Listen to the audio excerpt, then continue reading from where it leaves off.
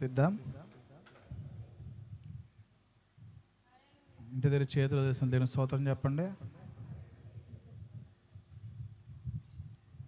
అన్ని మా హృదయాలు, మా శరీరాలు, మా ఆత్మలు దేవుని సన్నిధి తీసుకొచ్చే వనాలు దేవుని స్తోత్రం చెప్పండి. మంచిది, దేవునికి స్తోత్రం. హల్లెలూయా. మహాపరిశుద్ధుడు సర్వాధికారి అయిన యేసుక్రీస్తు నామములో అందరికీ కూడా వందనాలు. దేవుని యొక్క మహాకృపను బట్టి మనొకసారి మనందరం కూడా ప్రభు సన్నిధిలో చేరి ప్రభువుని స్తుతించడానికి దేవాది దేవుడు మనకు అనుగ్రహించినటువంటి ఆయన ఉచితమైన కృపకును బట్టి ఆయన నామముకే మహిమ ఘనత ప్రభావములు చెల్లును గాక. ఆమేన్. హల్లెలూయా. దేవుని లేఖనంలో మనం చూడగలిగితే ఆయన సన్నిధిలో దొరికే సంతోషము, ఆయన సన్నిధిలో దొరికే ఆనందము మరి ఎక్కడ కూడా మనం పొందుకోలేము. కనుక ఆయన సన్నిధికి దేవుడు మనల్ని నడిపిస్తున్నాడు అంటే అది కేవలం దేవాది దేవుడు మనకి అనుగ్రహిస్తున్నటువంటి ఆ ఉచితమైన కృప మాత్రమే. దేవునికి స్తోత్రం. హల్లెలూయా.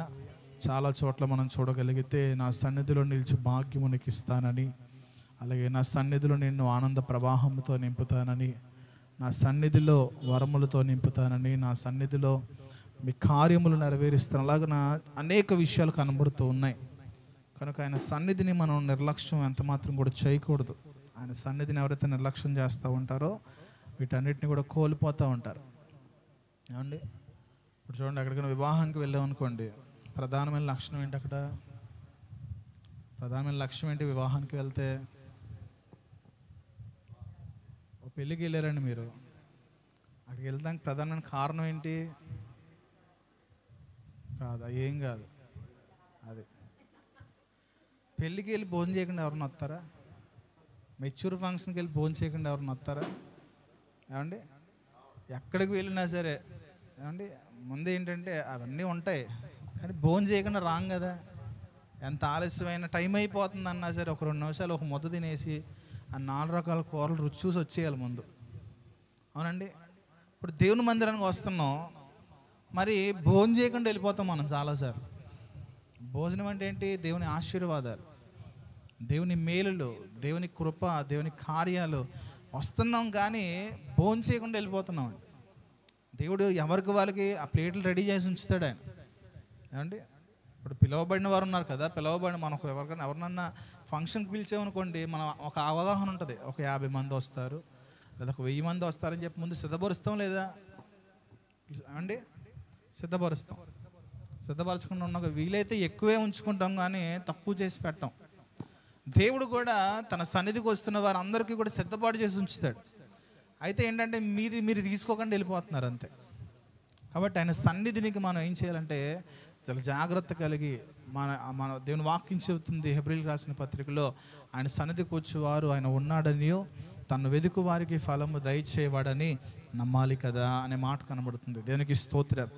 కనుక ఆయన సన్నిధిలో మనము వచ్చిన తర్వాత ఖచ్చితంగా దేవుని ద్వారా మేలులు మనం పొందుకోవడానికి మనం ఆసక్తి కలిగి ఉండాలి. దేవునికి స్తోత్రం. మంచిది, దేవుని వాక్యంలోనికి వెళ్దాం. 81వ కీర్తన 10వ వచనం శరణ్య చదువుద్ది. కొంచెం వాళ్ళ పిల్లలు చదవడానికి ప్రయత్నం చేయండి అమ్మా. 81వ కీర్తన 10వ వచనం, ఎందుకంటే బుర్రలు ఇక్కడ పెట్టట్లే. ఇలా చదువమ్మా, పైకి పెట్టి చదువు పుస్తకం గట్టిగా. ఇంట్లో ఎలాగ ఉంటుందండి మాట? అలాగా ఇంట్లో ఎలాగ ఉంటుంది అలాగా.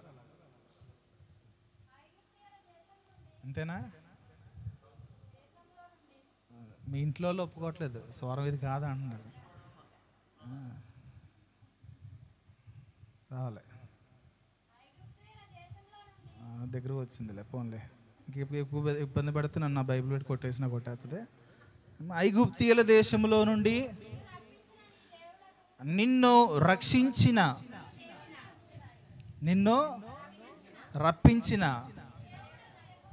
నీ దేవుడు నాకు, నీ పేరు శరణ్యానా? మరే చదవాలి. నీ దేవుడు నాకు యెహోవాను నేనే, నీ నోరు బాగుగా తెరువుము, నేను దాన్ని నింపెదను. దేవునికి స్తోత్రం. చిన్న ప్రార్థన చేసుకుందాం. అందరూ తలలో ఉంచండి. మహాపరిశుద్ధుడా, సర్వాధికారి, మహోన్నతుడైన మా తండ్రి, నీ ఘనమైన నామానికి వందనాలు స్తోత్రాలు చెల్లిస్తున్నాం. ఎంతవరకు నీ సన్నిధిలో అయ్యా నీవు చేసిన కార్యములు బట్టి నిన్ను స్తుతించడానికి, ఆరాధించడానికి, నేను గణపరచడానికి మాకు అవకాశం ఇచ్చారు ప్రభా. వాక్యంలోకి వెళ్తుండగా మాకు సహాయం చేయండి. మానవ స్వరము, మానవుని ఆలోచన పూర్తిగా మరుగుపరిచి నీ దైవికమైన స్వరము చేత మమ్మల్ని దర్శించి మా అందరితో మాట్లాడమని, ప్రతి ఒక్కరిని కూడా మీరు బలపరచమని నజరేయుడైన యేసుక్రీస్తు వారి నామంలో ప్రార్థిస్తున్నాం తండ్రి, ఆమేన్. దేవునికి స్తోత్రాలు.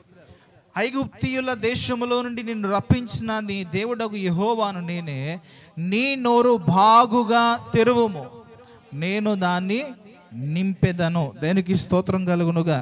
హల్లెలూయా. దేవుడు ప్రతి ఒక్కరిని కూడా రప్పించినవాడు. ఏమండి, ఐగుప్తీయులలోంచి ఇశ్రాయేలును మాత్రమే కాదు కానీ మనల్ని కూడా పాపపు ఐగుప్తు అనగా బానిసత్వము. ఐగుప్తు అనగా ఏంటండి? బానిసత్వం. మన జీవితంలో అనేక బానిసత్వ జీవితాలు ఉన్నాయి.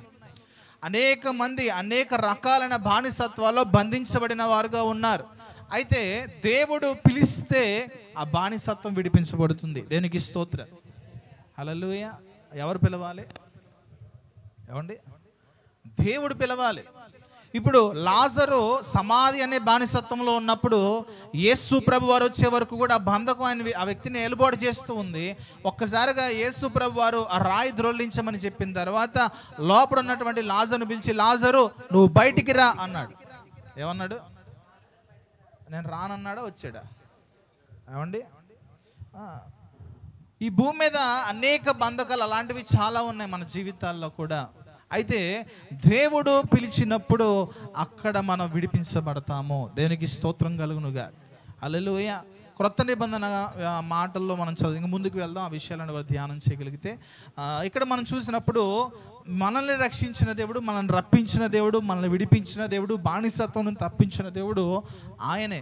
ఇక్కడ మాట్లాడుతున్నాడు. తర్వాత నీ నోరు ఏం చేయాలి? ఎలా తెరుస్తారు? ఏమండి, ఎంత బన్న మొక్క ఉందనుకోండి, ఎలా తెలుస్తారు నోరు? ఏమండి, ఎంతెంత మొక్కలు కొరుకుతారు ఇటు, ఎంతెంత. ఏం చేస్తారు? బర్గర్ అంటారు దాన్ని, బర్గర్. అండ్ కింద ఒక బొన్న పెట్టి మధ్యలో ఒక వెజిటేబుల్స్ చికెన్ ఏదో పెట్టేసి మరలా ఇంకో బర్గర్ పెడితే ఎంత అవుద్దండి. అది ఎలా తింటారు అనుకుంటున్నారు? మొత్తం మన నోరు ఎంతే ఉంటుంది, డైనోసార్లా తిరుగుతారు రోజు. ఎంత అంటే మొత్తం ఆ పాట్ అలా తింటేనే తిన్నట్టు, లేకపోతే ఇలా ఈడ్చి మధ్యలో మనం తిన్న కుదిరే పని అవుతుంది కదా. ఇక్కడ నీ నోరు బాగుగా తెరువుమో. దేవుడు ఏం చేస్తాడంట? మీరు అనుకుంటున్నారు తిండి విషయంలో అనుకుంటున్నారు. ఏమండి, కాదు.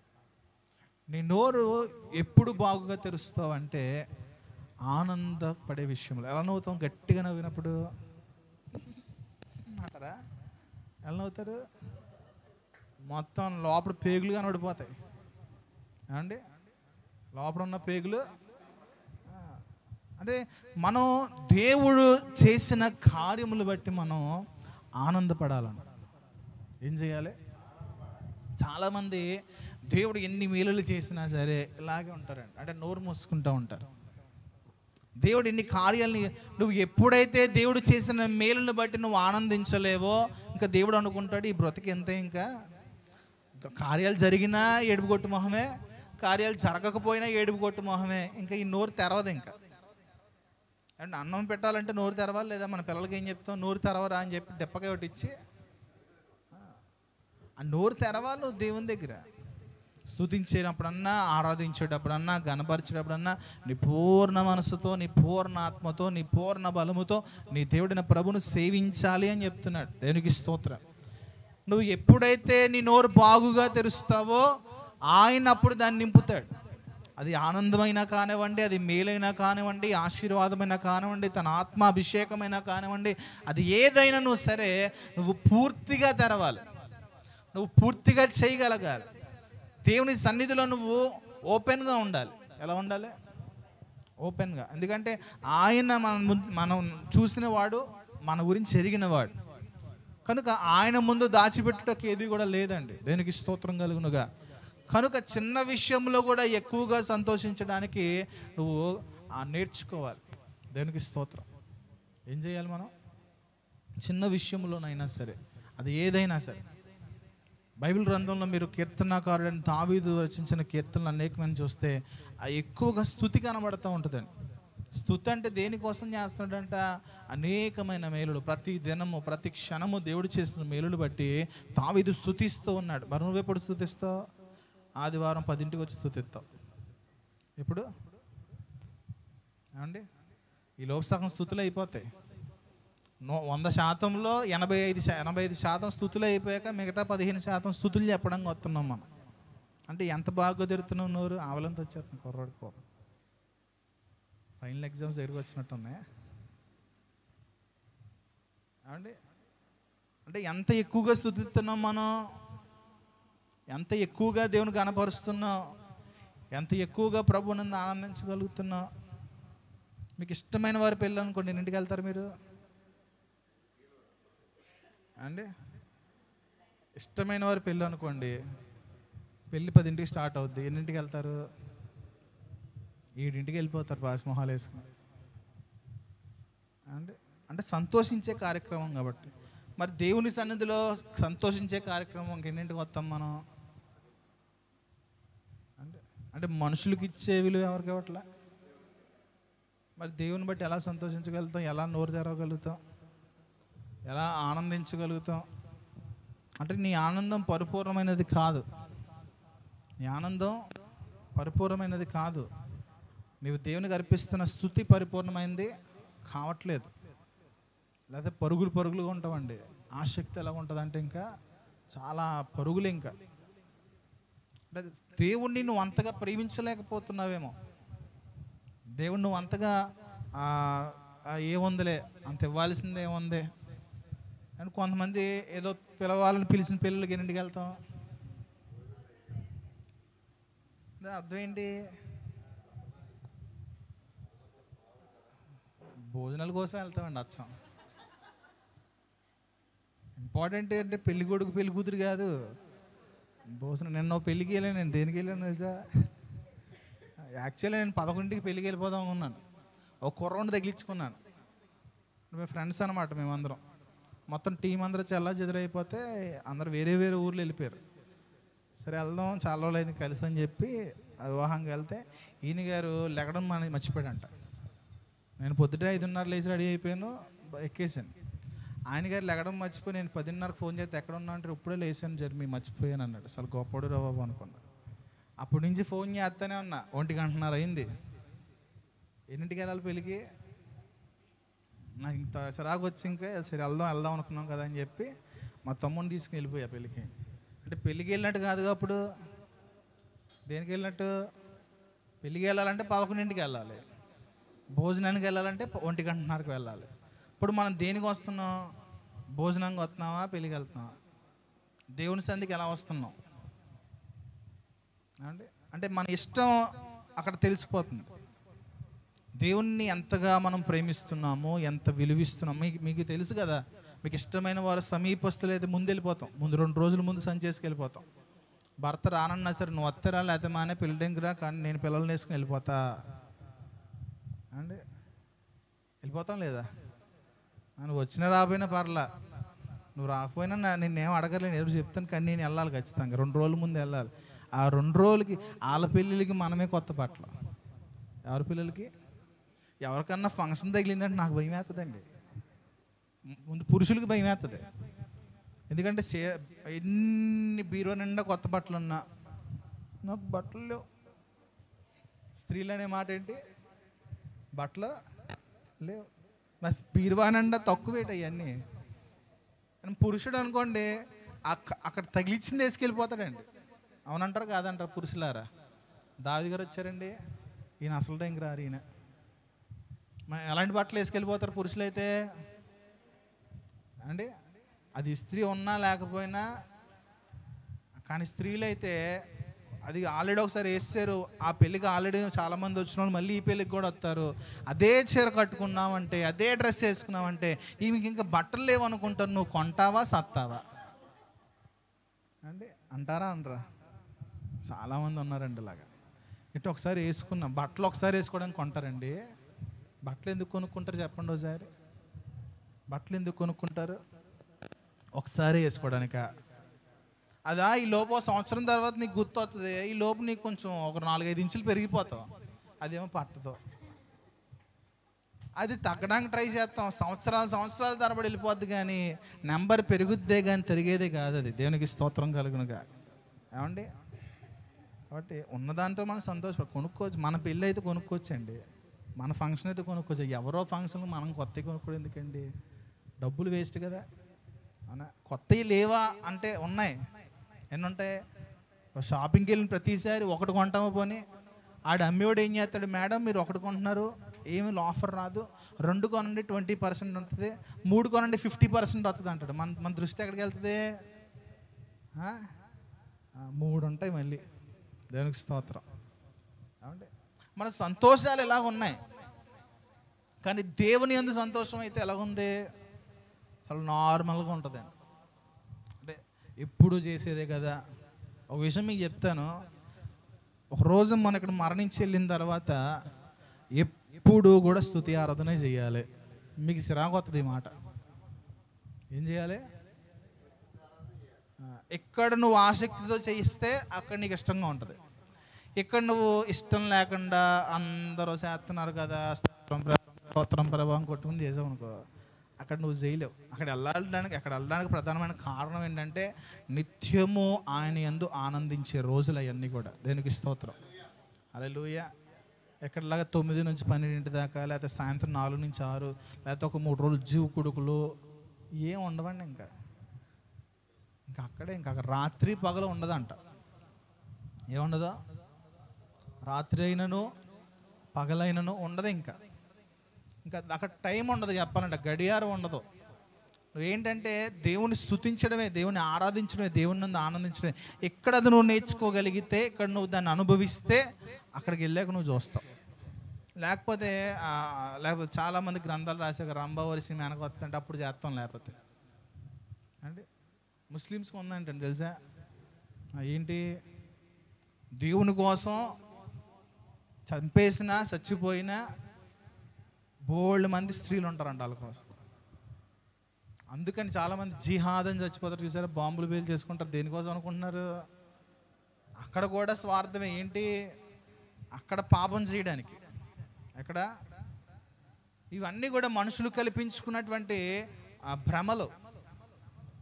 దేవుడు ఇక్కడ పరిశుద్ధంగా ఉంటే అక్కడ పరిశుద్ధంగా ఉంటాం కాబట్టి ముందుగానే ఇక్కడ మనం పరిశుద్ధతలో ఎలా నడుచుకోవాలని నేర్పిస్తూ ఉన్నాడు. దేనికి స్తోత్రం. ఇక్కడ ఎందుకు నీకు క్రమాన్ని నేర్పిస్తున్నాడు అంటే అది క్రమమైన రాజ్యం. అవునా కాదా? ఇక్కడ మనకి ఎందుకు నేర్పిస్తున్నాడు?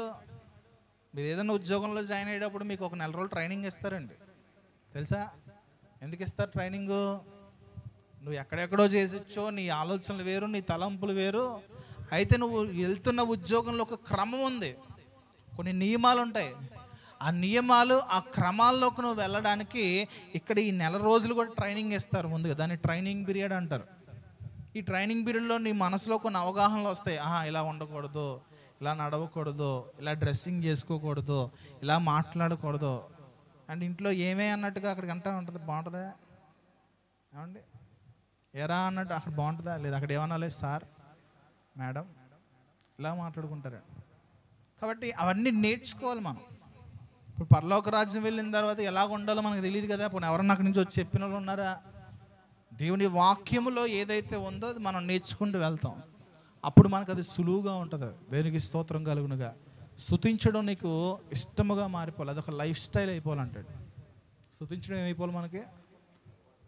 Life style. పొద్దున్నే లెగ్గానే ఏం చేస్తాం? స్నానం చేస్తాం, అది లైఫ్ స్టైల్. అవునా? పొద్దున్న లెగ్గానే ఏం చేస్తాం? అదేలే బ్రష్ స్నానం ఇన్ని కలిపి విడిగా చెప్పాలంటే బోల్ టైం పడుతుంది. మళ్ళీ నీకు టిఫిన్ చేస్తాం. ఇవన్నీ లైఫ్ స్టైల్, అంటే నీ దినచర్యలో భాగాలు ఇవన్నీ. అలాగే నీ జీవితంలో ఉన్నటువంటి దినచర్యలో స్తుతి కూడా ఒక భాగంగా ఉండాలి. దేనికి స్తోత్రం. హల్లెలూయా.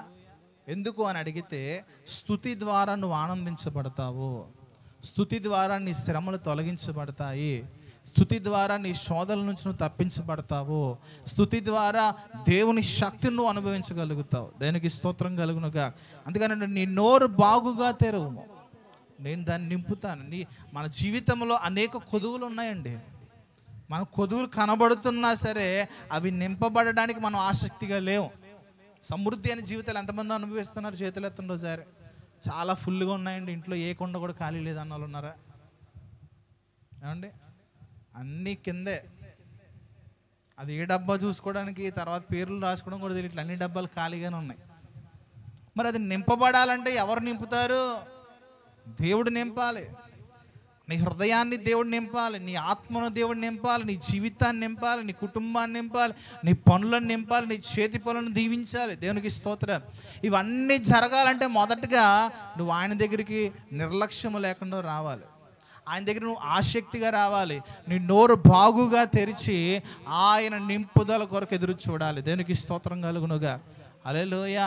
కొదువలేని జీవితాలు ఇచ్చేవాడు ఆయన ఒక్కడేనండి. దేవుని లేఖనాలు మనం చదవగలిగితే నిండి పొంగి పొరలే పాత్రగా చేయగల దేవుడు ఆయన.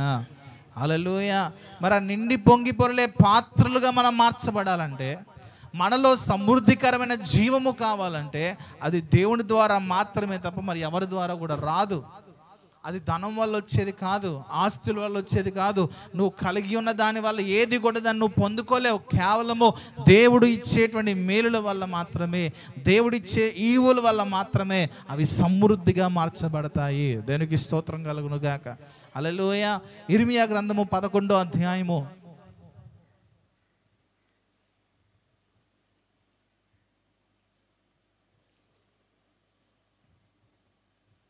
4వ వచనం కీర్తన చదువుద్ది.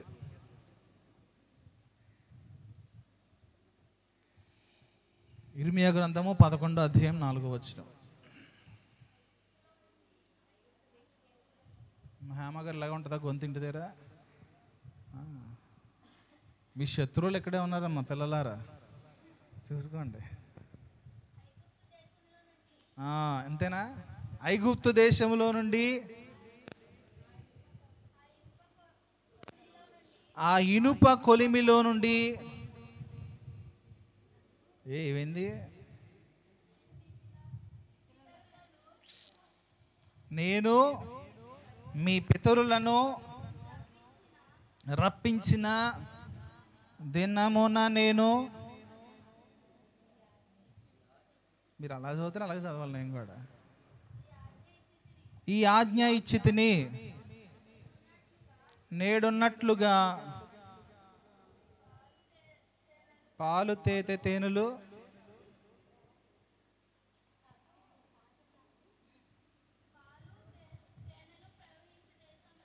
ప్రవహించు దేశమును మీ పితరులకు ఇచ్చేదనని వారితో నేను చేసిన ప్రమాణమును నేను నెరవేర్చినట్లు మీరు నా వాక్యమును విని నేను మీకు ఆజ్ఞాపించు విధులన్నిటిని బట్టి ఈ నిబంధన వాక్యములను అనుసరించిన ఎడల మీరు నాకు జనులయ్యుందురు, నేను మీకు దేవుడినయ్యుందును. దేవునికి స్తోత్రం కలుగునుగా. హల్లెలూయా. దేవుడు ఇశ్రాయేలు ప్రజలతో మళ్ళా జ్ఞాపకం చేస్తూ, నేను మీ పితరులకు చేసిన వాగ్దానము పాలు తేనెలు ప్రవహించు దేశానికి నేను నడిపిస్తానని వాగ్దానం చేశా. అయితే చెయ్యబడిన వాగ్దానము వారి పితరులు పొందుకోలేకపోయారు. ఏం చేశాడు? మీలో సువార్త విన్నప్పుడు యేసయ్య మిమ్మల్ని స్వస్థపరుస్తాడు, యేసయ్య మీ జీవితాలు బాగు చేస్తాడు, యేసయ్య మీ అప్పులు తీరుస్తాడు, యేసయ్య మీకు కొత్త ఇల్లు ఇస్తాడు, మీ పిల్లలకు పెళ్ళి ఆయనే చేస్తాడు, ఇలాంటి చాలా సువార్తలు మీరు వినుంటారు. అవి నీసి వచ్చారు, కానీ ఏమైంది? పని అవ్వట్ల. ఏమవట్ల? ఇప్పుడు ఎదర కక్కలేమో, వెనక్కి మింగలేము. ఏమవుతుంది? అది నేను అంటాను, మీరు విన్న సువార్త అబద్ధం అంటాను. నేను ఏమంటాను? అదేంటండి, అది సువార్తే కదండి అంటే, చెప్పబడిన సువార్త, లేఖనాల్లో ఉన్న సువార్త అది కాదు.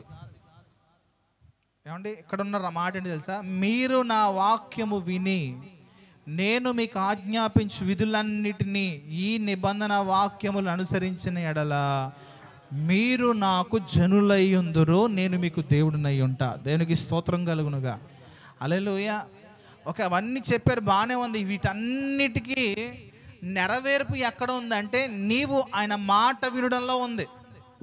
ఎక్కడుంది? నువ్వు దేవుని మాట వినవు, స్వస్థత ఎక్కడి నుంచి వస్తుంది? నువ్వు దేవుని మాట వినవు, నీ అప్పులు ఎలా తీరుతాయి? నువ్వు దేవుని మాట వినవు, నీ కుటుంబం ఎలా పోషించబడుతుంది? నువ్వు దేవుని మాట వినవు, నీ కుటుంబంలో కష్టాలు ఎక్కడ తీరుతాయి? నువ్వు దేవుని మాట వినవు, నీ జీవితంలో సమృద్ధి ఎక్కడ కనబడుతుంది? వింటున్నావండి? వినడం వినడం కాదు. ఇప్పుడు శరణ్య పైకి లే అన్నాను అనుకోండి, విన్నది అంతే, కానీ అది విన్నట్టు కాదు. నిజంగా వింటే ఏం జరిగేది? ఏమంటే ఇప్పుడుకి లేగట్లేదు, అలాగే అయిపోయింది మన పరిస్థితి. చూడండి, ఇంకా లేగట్లేదు, చూసారా? అంటే ఈ మాట వినేసాం, బాగానే ఉందా, లెగితే ఏమంటారు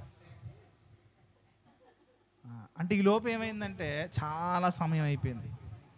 ఏమైపోయింది? కూర్చోమ్మా. దేవుడి మాట మనం వింటున్నాం. కేవలం ఎన్ని వాక్యాలు అంటామంటే బైబిల్ అంతా 4-5 సార్లు వినేసి ఉంటాం. బైబిల్ అంతా చదవలేదు, ఒకసారి కూడా చదవలేదు, కానీ 4-5 సార్లు వినేసి ఉంటాం. కానీ వింటున్నాం అంతే. వాక్యం వింటున్నాం, చూస్తున్నాం, అవన్నీ బయట చదువుతాం. ఇవేమీ నీ హృదయంలోకి రావట్లా. ఏమంటే ఐగుప్తు నుంచి పాలుతేలు ప్రవహించే దేశానికి నడిపిస్తానని చెప్పి ఆ ఇశ్రాయేలు దేశంలో, ఐగుప్తు దేశంలో ఇశ్రాయేలు వాళ్ళకి చెప్పాడు, బాగానే ఉంది.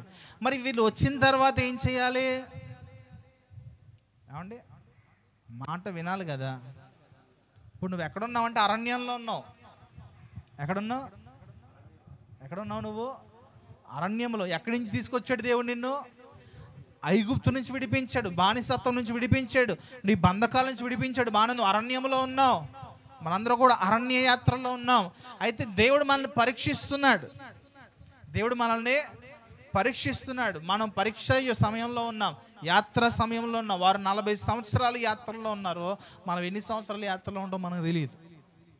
అంటే దేవుడు మనకు కూడా ఆ నిబంధన ఇచ్చాడు. ఏంటంటే పాలు తేనెలు ప్రవహించేటువంటి కనాను దేశము, అది పరమ కనాను, అది పరలోక రాజ్యం. దేవునికి స్తోత్రం కలుగునుగా. హల్లెలూయా. మనము శాశ్వతమైన దాన్ని సంపాదించుకోవాలా, లేదా తాత్కాలికమైన దాన్ని సంపాదించుకోవాలా? ఏమండి, శాశ్వతమైనదా తాత్కాలికమైనదా? మరి నీ దృష్టి తాత్కాలికమైన వాటి మీద ఉంది. ఇశ్రాయేలు ప్రజలు శాశ్వతమైనది ఆ కనాను దేశము, పాలు తేనెలు ప్రవహించే దేశం. మధ్యలో ఆ దేవుడు కొంతమంది వేగుల వారిని పంపించి అక్కడ ఎలా ఉన్నాయి చెప్పండి అంటే, ఒక ద్రాక్ష గలను ఇద్దరు మనుషులు మోసుకుని వెళ్తున్నారంటే. ఒక ద్రాక్ష గల అంటే అది ఎంత బరువు ఉంటే ఇద్దరు మోసుకెళ్తారు? ఎంతమంది ఇద్దరు మోసుకెళ్తారు చూడండి. అక్కడ పంట ఎంత సమృద్ధిగా ఉందో. వీళ్ళు ఇక్కడ దేనికి ఏడుతున్నారు తెలుసా? ఆకుకూరలు పెడుతున్నారు, మన్నా పెడుతున్నాడు. ఆ తేదోతలు తినేది మాకెందుకు? మాకు సరిపోట్లా, మాకు నీసు భోజనాలు కావాలని చెప్పి సనగడం ప్రారంభించారు. ఏం చేశారండి? క్రైస్తవ జీవితంలో శాశ్వతమైన దాని మీద దృష్టి పోయి తాత్కాలికమైన దాని దృష్టికి వెళ్ళిపోతూ ఉందండి. చిన్న చిన్న విషయాలు, అది ఇవాల్టి క్షణకాల సంతోషం, లేదా ఒక పూట వచ్చే క్షణకాల సంతోషం, వీటి కోసం ఏం చేస్తున్నామంటే శాశ్వతమైన సంతోషాన్ని మనం కోల్పోతున్నాము. పితరులు కోల్పోయారు అదే, అనేకులు కోల్పోయారు అదే. నిజమైన భక్తి మార్గంలోకి రాక, నిజమైన నడిపింపులోనికి రాక, వారు తాత్కాలికమైన విషయాల కొరకు దేవుని దగ్గర రావడం ప్రారంభించారు చాలామంది. సహోదరులారా, ఒక విషయం మీతో చెప్తున్నాను. మీలో ఎంతమంది అయితే తాత్కాలికమైన వాటి కొరకు కాక శాశ్వతమైన జీవము యేసుక్రీస్తు ప్రభువారు అని చెప్పి ఆయన కొరకు వస్తున్నారో, మీరందరూ కూడా ధన్యులని నేను చెప్తా. దేవునికి స్తోత్రం. హల్లెలూయా. అంటే కష్టాలు, నష్టాలు, వ్యాధులు, బాధలు రావని ఎక్కడన్నా చెప్పబడిందా? బైబిల్లో ఎక్కడన్నా చెప్పబడిందా? అంతెందుకండి, భక్తుడైనటువంటి ఎలీషాకే మరణకరమైన రోగం వచ్చింది. ఏమండి, ఏలియా కంటే 2 రెట్ల శక్తి కలిగిన వాడు. అంటే ఏలియాని తక్కువ చేయట్లా, అలా అడిగాడు. అక్కడ ఏలియా మీద ఉన్న ఆత్మ 2 పాలు నాకు కావాలని అడిగాడు ఎలీషా. ఎలీషా ఆ 2 రెట్ల అభిషేకాన్ని పొంది ఏలియా 7 అద్భుతాలు చేస్తే ఈయన 14 అద్భుతాలు చేశాడు. అంత గొప్ప ప్రవక్త అయినటువంటి వ్యక్తికే ఏమొచ్చింది? మరణకరమైన రోగం వచ్చింది. కాబట్టి వ్యాధులని, బాధలని ఇవన్నీ కూడా శరీరానికి వస్తాయి. ఎందుకంటే ఇది నిష్ప్రయోజనమైనటువంటి శరీరము. ఇవి కొన్ని రోజుల్లో నశించిపోయేటువంటి శరీరం అని దేవుని లేఖనాలు తెలియపరుస్తూ ఉన్నాయి. కనుక మనం దేన్ని సంపాదించుకోవాలంటే శాశ్వతమైనది సంపాదించుకోవాలి. దేన్ని సంపాదించాలంటే నువ్వు దీన్ని వెతుకుతూ ఉన్నప్పుడు ఇవి నీ వెనకాల వస్తాయని చెప్పాడు యేసు ప్రభు. మొదట నా నీతిని, నా రాజ్యాన్ని వెతికినప్పుడు నీకు ఏది అవసరమో అవి నేను నీ వెనకాల పంపిస్తాను. దేవుడు తీర్చని కార్యాలు ఏమైనా ఉన్నాయండి? మీరు అడగకుండా ఎన్నిసార్లు తీర్చలేదండి? ఏమండి, మీరు అడగకుండా ఎన్నిసార్లు కార్యాలు చేయలే ప్రభు? చేసాడో చేయలేదా? మరి అవన్నీ కూడా మనం మర్చిపోతూ ఉంటాం. మరి అవన్నీ మేలు కాదంటారా? మేలుడు కాదంటారా? మన ఎలాంటి వాళ్ళు అంటే యోనా లాంటి వాళ్ళం. ఎలాంటి వాళ్ళం? యోనా అడగకుండా రాత్రి దేవుడు సొరచెట్టుని ముడిపించాడు, చల్లనిగా ప్రదేశాన్ని పెట్టాడు. ఏమండి, అడిగాడా? పొద్దున్న మధ్యాహ్నం అయ్యేసరికి అది మాడిపోయిందంట. మాడిపెట్టి తిట్టుకోవడం ప్రారంభించాడు. నువ్వు వేసేవా మొక్క, నువ్వు వేసేవా చెట్టు అని చెప్పి దేవుడు గద్దించడం ప్రారంభించాడు. ఏ సమయంలో దేవుడు నీకు ఏమి ఇవ్వాలని నీకు తెలుసు. ఏమండి, ఏది నీకు మేలో, ఏది ఆశీర్వాదమో, ఏది నీకు భవిష్యత్తుకు ఉపయోగపడేదో ప్రతిదీ ఆయనకి తెలుసు. దేనికి స్తోత్రం కలుగునుగా. హల్లెలూయా. అందుకే యోనాతో ఏమన్నాడు? నేను వేసాను కదా ఆ మొక్క, మరి పోయినందుకు నేను ఎందుకు కోపపడుతున్నావు? సహోదరుల విషయం మీద జ్ఞాపకం చేసుకోండి. మన పూర్తి జీవనము దేవునికి అప్పగించుకోవాలి. నువ్వు కష్టాలు నలిగిపోయి ఏం చేస్తూ ఉంటావు అంటే కష్ట సమయంలో నీ అంతటా నీవు ఏదో పైకి లెగడానికి ప్రయత్నం చేస్తావు. ఊబిలోకి వెళ్ళినాడు ఎవరన్నా తనంతటా బయటకు వచ్చిన ఎప్పుడన్నా చూసారా? ఊబిలోకి వెళ్ళిపోయినాడు ఎప్పుడన్నా బయటికి రావడం చూసారా? ఎంత ప్రయత్నం చేస్తాడో అంత లోపలికి వెళ్ళిపోతాడు. ఈ మధ్యకాలంలో ఊబులు లేవు, కానీ ఊపికి వెళ్ళినాడు ఎంత పైకి రావడానికి ప్రయత్నం చేస్తాడో. అంటే దానికి ఉన్నటువంటి ఆ టెక్నిక్ ఏంటంటే శరీరాన్ని ఫ్రీగా వదిలేయాలంట. ఏం చేయాలి అంటే ఒక శవం ఎలాగైతే వదిలేసి ఉంటుందో అలా వదిలితేనంట కొంతసేపటికి ఆ బాడీ పైకి తేలుతుందంట. దానికి స్తోత్రం కలుగునుగా. మనము మన జీవితంలో ఉన్న భారాలని ఎవరికి ఇవ్వాలంటే ముందుగా యేసయ్య వైపు చాపాలి. ఎందుకంటే ఆయన రక్షించుటకు సమర్థుడు, ఆయన విడిపించుటకు గొప్ప సహాయకుడైన దేవుడు ఆయన. దేనికి స్తోత్రం. ఇశ్రాయేల్ ప్రజలు వారి సొంత బలం మీద ఆధారపడి అనేక సార్లు వారు ఇలాగున వారు చెరలోకి వెళ్ళిపోయేవారండి. చెరలోకి వెళ్ళిపోయి అక్కడ కఠినమైన హింసలు, బాధలు అనుభవిస్తున్నప్పుడు వారికి దేవుడు గుర్తొచ్చి అప్పుడు ప్రారంభించేవారు ప్రార్థన చేయడం. దేనికి స్తోత్రం. హల్లెలూయా. దేవునికి ప్రతి ఒక్క వ్యక్తి మీద ఒక ఖచ్చితమైన అవగాహన లేదా ఖచ్చితమైన ఆలోచన దేవుడు కలిగి ఉన్నాడు. నువ్వు తెలియకుండా, నువ్వేంటో తెలియకుండా, నువ్వెవరో తెలియకుండా నేను పిలవలా. మనం ఎవరో తెలియకుండా ఆయన పిలవలేదు. తల్లి గర్భంలో రూపింపబడక మునిపే ఆయన నువ్వు ఎవరో ఎరిగిన దేవుడై ఉన్నాడు. దేనికి స్తోత్రం. హల్లెలూయా. కనుక నిన్ను గూర్చినటువంటి బాధ్యత కలిగిన దేవుడు ఆయన. నీకేం చెయ్యాలో, ఏమి ఇవ్వాలో, ఏ సమయంలో ఎలాగ నిన్ను నడిపించాలో తెలుసు. కానీ మనం ఎందుకు ఇలాగున్న దిగజారిన స్థితిలో నడుస్తున్నాము అంటే మన సొంత ఆలోచన లేదా మన సొంత జ్ఞానమును ఆధారం చేసుకుని నడుస్తున్నాం. వాక్యం చెబుతుంది, తమ సొంత బుద్ధిని ఆధారం చేసిన వారికి శ్రమ ఏమొస్తుంది అంటే మన సొంత జ్ఞానము, మన సొంత బుద్ధి దేనికి పనిచేయదు. ప్రతి విషయంలో దేవుడు ఆయన ఒక ఆలోచన కలిగి ఉన్నాడు కనుక ఆయన ఆలోచనలను అనుసరించి నడవడం అనేది మనకి మేలు. దేనికి స్తోత్రం కలుగునుగా. హల్లెలూయా. మీరు నా వాక్యము విని నేను మీకు ఆజ్ఞాపించే విధులన్నిటినీ, ఈ నిబంధన వాక్యములను అనుసరించిన యెడల ఏం చేయాలి? మనం అనుసరించాలి. విని అనుసరించాలి. మనం నచ్చినవి చేస్తాం, మనకి వీలున్నాయి చేస్తాం, కుదిరినవి చేస్తాం. అవునంటారు కాదంటారు. ఇప్పుడు అమ్మ కిరాణా కొట్టుకి వెళ్ళి ఒక 5 అచ్చాలు చెప్పింది అనుకోండి, వెళ్ళేదాకా ఆవాలు, ధనియాలు, జీలకర్ర, ఎండు మిరపకాయలు, పచ్చిమిరపకాయలు అనుకుంటే వెళ్ళిన తర్వాత అక్కడ ఎండు మిరపకాయలు, పచ్చిమిరపకాయలు సింక్ అయినవి గుర్తుంటాయి. 5 చెప్పింది కానీ 2 గుర్తున్నాయి అని చెప్పి ఏం చేస్తాం? తీసుకుని వెళ్ళిపోతాం. ఇలాగ ఉంది మన పరిస్థితి. అంటే వాక్యాలు అంటున్నాం, ఏదైతే మనకి ఈజీగా ఉంటున్నాయో, ఏదైతే మన సులువుగా ఉన్నాయో ఆ వాక్యాలు మనం నెరవేరుస్తున్నాం, కానీ అన్నిటినీ మనం చేయలేకపోతున్నాం. కనుక మన జీవితంలో సమృద్ధి అయిన ఆశీర్వాదాలు మనం చూడట్లేదు, సమృద్ధి అయిన కార్యాలు మనం అనుభవించలేకపోతున్నాం. కానీ దేవుడికి చేయడం అది అసాధ్యం ఎంత మాత్రం కూడా కాదు. దేనికి స్తోత్రం కలుగునుగా. హల్లెలూయా. ప్రభు తలుచుకుంటే ఎంతసేపు అండి, దేవుడు తలుచుకుంటే ఎంతసేపు నీ జీవితంలో కార్యాలు చేయడం. మరి ఎందుకు అంతసేపుగా ఆయన వెయిట్ చేస్తున్నాడు? మనలో స్థిరత్వం చూడాలి. ఏం చూడాలి? ఆయన స్టాండర్డ్ లైఫ్ లేదా స్టాండర్డ్ స్పిరిచువల్ లైఫ్ దేవుడు చూడాలని ఆశ కలిగి ఉన్నాడు. ఎప్పుడైతే నీలో ఆ స్టాండర్డ్ మెయింటైన్ చేయడం ప్రారంభిస్తావో దేవుడు అప్పుడు నీ జీవితంలో ఒక్కొక్కటిగా కార్యాలు జరిగించడం ప్రారంభిస్తాడు. దేవుడికి చాలా సులువు అంట. నేనైతే దేవుడు కార్యాలు చేయడం సులువు. నాకు అసాధ్యమైంది ఏదైనా ఉందా అని అడుగుతున్నాడు ప్రభు. మనమేమనుకుంటాం, ప్రభు నీకు ఏం అసాధ్యం కాదు అంటావు. నువ్వు నీకు అసాధ్యం కాకపోతే ఆయనకు అసాధ్యం కాదు.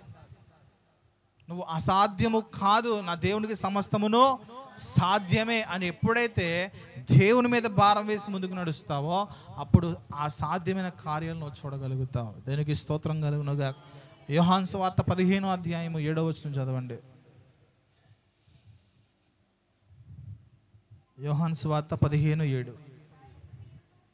నా యందు మీరును ఏముండాలి? మనం ఎక్కడుండాలి? లోకంలో ఉండాలా, ఆయన యందు ఉండాలా? మన లోకంలో ఉన్నామా, ఆయన యందు ఉన్నామా? చెప్పాలి. అది మీకు వదిలేస్తున్న ప్రశ్న. లోకంలో ఉన్నామా, ఆయన యందు ఉన్నామా? ఆయన యందు ఉంటే రెండు విషయాలు. ఒకటి, ఆయన యందు మనం ఉండాలి. మనలో మనం బయట ఉండి మనలో ఆయన మాటలు ఉంటే పని అవ్వదు. అర్థమవుతుందండి? ఇక్కడ ఆ విషయం చాలా జాగ్రత్తగా అర్థం చేసుకోవాలి. మనం బయట ఉంటాం, ఆయన మాటలు ఉంటాయి మనలో. కానీ ఇక్కడ వాక్యం ఏం చెప్తుంది? నా యందు మీరును. ఈ రెండు కలగలిపి ఉండాలండి. క్రీమ్ బిస్కెట్లో క్రీమ్ ఉండాలి, బిస్కెట్లు ఉండాలి. అర్థమవుతుందా? అప్పుడు దాన్ని క్రీమ్ బిస్కెట్ అంటాం. అవునా? క్రీమ్ పిల్లలు ఏం చేస్తారు? క్రీమ్ నాకేసి బిస్కెట్ మన చేతిలో పెడతారు. అది శుభ్రంగా నానిపి ఉంటుంది ఈ పాటికి. అలా చేయొద్దమ్మా ఎప్పుడు కూడా. ఏమండి? నువ్వు బయట ఉండి నీలో దేవుని వాక్యం ఉంటే ప్రయోజనం లేదు. మనం ఆయన దగ్గర ఉండాలి. ఆయన దగ్గర ఉంటే ఎలాగ ఉంటుందో మనకు తెలుసు. ఆయన దగ్గర లేకపోతే ఎలాగ ఉంటుందో కూడా మనకు తెలుసు. ఆయన దగ్గర లేకపోయినప్పుడు కలిగిన పరిస్థితులు తెలిసి కూడా మనం ఏం చేస్తామంటే ఇంకా ఆయన దగ్గరే లేకుండా బయట ఉంటాం. కానీ వాక్యం చెబుతుంది, యేసు ప్రభు వారు స్వయంగా చెప్తున్న మాట, నా యందు మీరును మీ యందు నా మాటలు నిలిచి ఉన్నప్పుడు ఏం కావాలో అడగండి మీరు. ఏమండి? దేవుడు అండి చేయలేక కాదండి, మనల్ని ఆయన దగ్గర రావడానికి, మనం ఆయన దగ్గరికి రావాలని, లేదా మనం ఆయనలో కట్టబడాలని, ఆయనలో స్థిరలుగా ఉండాలని, ప్రభుని వెంబడించాలని, ప్రభుతో జీవించాలని. అర్థమవుతుందండి? మీరు అనుకోవచ్చు, ప్రభువా నేను మీ దగ్గరికి వస్తే ఏం లాభం, ఏమి ఇస్తాం అసలుకి, ఆయనకి ఏమి ఇవ్వగలుగుతాం మనం? ఏమండి? ఎందుకు అని అడిగితే ఆయన నీతో ఉండాలని ఆశ కలిగి ఉన్నాడు. ఆయన నీతో ఉండాలని ఆశ కలిగి ఉన్నాడు. నువ్వు ఆయనతో ఉండాలని ఆశ కలిగి, ఆయన ఆశ ఏంటంటే మనం ఆయన మనతో ఉండాలని. ఇప్పుడు ఆయన కోరికను మనం నెరవేర్చాలంటే మనం ఆయనతో ఉండాలి. అర్థమైందండి? ఇప్పుడు నేను ఉన్నానండి, నేను మీతో ఉండాలని కోరిక ఉంది. మరి మీకు నాతో ఉండాలని కోరిక లేకపోతే ఎలా ఉంటారు మీరు? అవునా కాదా? ఏదో ఉంటారు అంతే, ఏదో గోడ మీద బలిలా ఉంటారు అంతే. తప్పదు, అది ఎప్పుడు పడిపోద్దో తెలియదు. కానీ దేవుడు అంటే ఇష్టం అనుకోండి, మనం ఆయన పట్టుకుని ఉండిపోతాం. ఏం చేస్తాం? యాకోబు ఏం చేశాడు? వదలట్లేదండి. అలాంటి స్థితిలోకి మనం వెళ్ళాలి. దేనికి స్తోత్రం. హల్లెలూయా. ఆయన మనతో ఉండాలని చాలా ఆశ కలిగి ఉన్నాడు. కనుకే ఆయన తన ఉన్నతమైన సింహాసనాన్ని విడిచిపెట్టి లోకానికి వచ్చాడు. ఆయన తన మహిమనంతా విడిచిపెట్టి వచ్చాడు, తన ఘనతనంతా విడిచిపెట్టి వచ్చాడు. ఆయన తనకున్న స్థాయిని పక్కన పెట్టేసి మన శరీరము, మనము ఎలాంటి రక్తదేహం కలిగి ఉన్నామో అలాంటి వాడుగా ఈ లోకానికి వచ్చి ఆయన మనకు సమీపస్తుడుగా మార్చబడ్డాడు. అయితే ఆయన వెళ్ళిపోయాడు. ఇప్పుడు మనం ఆయనకులా మార్చబడాలి. ఏం చేయాలి? అది మార్చడానికేనండి ప్రభు. క్రీస్తులా మనం మార్చబడాలి. అపోస్తలుడైన పౌలు అన్నాడు, మీరు క్రీస్తు స్వారూప్యంలోనికి వచ్చే వరకు మాకు ప్రసవ వేదన అంటున్నాడండి. క్రీస్తు స్వారూప్యంలోకి రావాలంట మనం. ఎవరి స్వారూప్యం? యేసయ్య స్వారూప్యంలోకి వెళ్ళడానికి ఆయన అందుకంటే నా యందు మీరు ఉండాలి. మనం ఏంటంటే పరలోక రాజ్యం లేదా అక్కడ అయ్యి ఉంటాయి, ఈ దృష్టి ఉండదు. అది కొనుక్కున్నాం కాదు, ఇది కొనుక్కున్నాం కాదు, రోజులు గడిచిపోతున్నాయి అంటే మన దృష్టి అంతా ఏముంటుంది? పుట్టినరోజు, పెళ్లి రోజు, పిల్లల పుట్టినరోజు, పిల్లల పెళ్లి రోజులు, ఈ అవగాహనలో వెళ్ళిపోతూ ఉంటాం. అవి కావాలి, ఈ కావాలి, కుక్కర్ కావాలి, మిక్సీ కావాలి, బండి కావాలి, కారు కావాలి, లారీ కావాలి, ట్రైన్ కావాలి, ఏరోప్లేన్ కావాలి, ఇవన్నీ ఇక్కడేనండి అండి. కానీ మనం ప్రభు దగ్గరికి వచ్చి లోక సమయం అడుగుతున్నామా, పరలోక సమయం అడుగుతున్నామా? అడిగినప్పుడు అడిగేది ఎలా అడుగుతాం? ఈ లోక సమయమైందే. కాబట్టి దేవుడు ఏం చేస్తుంటాడు? ఆ రీతికి అట్రాక్ట్ చేస్తాడు మనల్ని. అంటే ఇప్పుడు పిల్లలు ఉన్నారండి, పిల్లల్ని బయట వారు ఎవరైనా ఉన్నారనుకోండి, వెంటనే మాట అంటారా? అంటారు. అయ్యి అసలైన ప్రేమ ఏంటంటే ఆయన తన శిలువ మరణాన్ని ఇచ్చాడు. అసలైన ప్రేమ అది. దాని వైపు చూడట్లే మనం. మరి ఏం చేయాలి? తప్పదు కదా. ఈ లోక సంబంధమైన విషయాల్లో నీకు ఆయన ఈ శ్రమలు పెట్టడం ప్రారంభిస్తున్నాడు. ఆయన చేయకుండా ఏ శ్రమ నీకు రాదు, తెలుసా విషయం? ఆయన అనుమతించకుండా నీ జీవితంలో నష్టం రాదు. ఆయన అనుమతించకుండా నీ జీవితంలో వ్యాధులు రావు. ఆయన అనుమతించకుండా నీ జీవితం నలగొట్టబడదు. అవునంటారా కాదంటారా? ఏమండి? ఎందుకంటే యోబు జీవితంలో ఎన్నో కష్టాలు పెట్టడానికి ప్రయత్నం చేశాడు సాతానుగాడు, కానీ కుదరలా. కానీ దేవుడు అవకాశం ఇస్తేనే జరిగింది అది. ఎందుకు? యోబు క్యాపబిలిటీ ఏంటో దేవునికి తెలుసు. యోబు సామర్థ్యత లేదా యోబు స్టాండర్డ్ విశ్వాసము దేవునికి తెలుసు. కాబట్టి అంతగా అనుమతించాడు. మనమేంటో తెలుసు కాబట్టి అంతగా అనుమతించట్లా. దేవునికి స్తోత్రం. అంటే అంతగా అనుమతిస్తే మనం దూషించి వెళ్ళిపోతాం యోబు భార్యలాగా. మనందరం యోబు భార్యలు రకాల మనందరం కూడా. నాకు ఎందుకు ఈ కష్టం వచ్చింది? నేను బాగానే వస్తున్నానే చర్చికి, మొత్తం బాగానే ఉంది, కానీ ఎక్కడ ఉంటున్నావు? బయట ఉంటున్నావు. దేవుని మందిరానికి రావడం వేరు, ఆయనలో ఉండడం వేరు. చాలామంది, నేను వెళ్ళేవాడిని పెళ్ళికి, అక్కడ అందరిలో మన నడిపింపులో ఉన్న ఒక అన్నయ్య కనబట్టున్నారు. వీలైతే అన్నయ్య అంటే మేము యూత్ మీటింగ్కి వెళ్ళినప్పుడు రెడ్డీస్ అనమాట వాళ్ళు, తను పరిచయం. అనుకోకుండా తను ఒక్కడే కన్నాడు. ఇంకా పెళ్ళిలో, తమ్ముడు ఇక్కడ ఉన్నాం కానీ లోపల గలిబిలి అయిపోతుంది తమ్ముడు అన్నాడు. తను ఒక్కడే. ఎందుకంటే అంతా కూడా ట్రినిటీ అని లోతరన్ ఈ మిషన్ సంబంధించినవి అనమాట. ఇంకా వాళ్ళంతా అంగులో ఆర్బాటలు తప్ప ఏమి ఉండదండి. అంటే ఎవరో ఈ వయసులో ఉన్న వాళ్ళు కూడా చక్కగా హెయిర్ కట్ చేసుకుని, లిప్స్టిక్ వేసుకుని, ఐబ్రోస్ వేసుకుని, అంటే రంగులు వేసుకుని, పట్టు చీర కట్టుకుని టింగి టింగి టింగి అని అడుగుతుంటే మనకి ఎలా ఉంటుంది? లోపల కొత్త ఆడుతూ ఉంటుంది అనమాట. మా ఇద్దరికే అనిపిస్తుంది. మా తమ్ముడు పక్క నుంచి నోరుసాపు చూస్తున్నాడు అలాగే. అది తెలియదు ఏవి. మీ ఇద్దరం కలిసిన తర్వాత ఈ మాట్లాడుకుంటున్నాం, ఇక్కడంతా ఎలా ఉందాం అలాగ ఉందాం అని చెప్పేసి. దేవునికి స్తోత్రం. లోకం చాలా ఘోరంగా ఉందండి, క్రైస్తవ్యం చాలా ఘోరంగా ఉంది. ఒకసారి మీరు బయటికి వెళ్ళారనుకోండి, మీరు చెడిపోతారేమో అనిపిస్తుంది. ఏమండి? మన యవనస్తులు ఎందుకు బయటికి పంపమంటే అలాంటి చోట్లకి వెళ్తే వాళ్ళు భక్తి చేస్తారు, మనలే గెంతులు వేస్తారు. వాళ్ళు కూడా వాళ్ళు అన్నీ ఉంటాయి వాళ్ళకి. అప్పుడు ఏమనిపిస్తుంది మనకి? మా ఇర్మియాయి గారు తప్పు చెప్పాడు, ఆయన లాభం కోసం స్వలాభం కోసం చెప్పాడు, మరి వాళ్ళందరూ చేయట్లేదా? చాలామంది ప్రస్తుతం పాస్టర్ కూతుర్లు అందరూ భయంకరంగా మేకప్లు వేసుకుని చేయట్లేదా? అండ్ ఆమె చూస్తుంటే హీరోయినో తెలియట్లే, పాట వినేదాకా తెలియట్లేదు, సినిమా పాట అలాగ ఉన్నాయి. మన పాపం డాలీ ఆ పాట పాడడానికి వస్తే తిట్టేసాను నేను. పాడేటప్పుడు జాగ్రత్తగా పాడమ్మ, ఏ పడతాయి పాడకన్నా. అంటే వాళ్ళు మనకి అంబాసిడర్స్గా కనబడుతున్నారండి, మాదిరి. ఇప్పుడు వాళ్ళని చూసి రేపు పొద్దున్న మనం కూడా వాళ్ళ పాస్టర్ కూతురులే, వాళ్ళు పాస్టర్లు కొడుకులే, వాళ్ళ దగ్గర వాళ్ళ సంఘం మనలా బొడ్డా సంఘం కాదు. అంటే వాళ్ళకి వచ్చే సండే స్కూల్ పిల్లలు అంతమంది ఉంటారు మన సంఘస్తులు. మరి ఏమనిపిస్తుంది మనకి? ప్రస్తుతం లోకానికి ఇదే కావాలి, ఉన్నది ఉన్నట్టుగా చెప్తే. నువ్వు ఒక్కడో ఉన్నావేటి? మమ్మల్ని ఏమనకుండా మేము ఎలా ఉండాలో చెప్పకుండా ఉండే సేవకులు బోలు మంది ఉన్నారు. అక్కడికి వెళ్ళిపోతాం. ఏమండి, నేను అనేవాడు కావాలి, నీకు అన్నోడు కావాలా? అన్నోడే కావాలి. అంటే మంచోడు, అంటే చెడ్డోడు, అనకపోతే మంచోడు.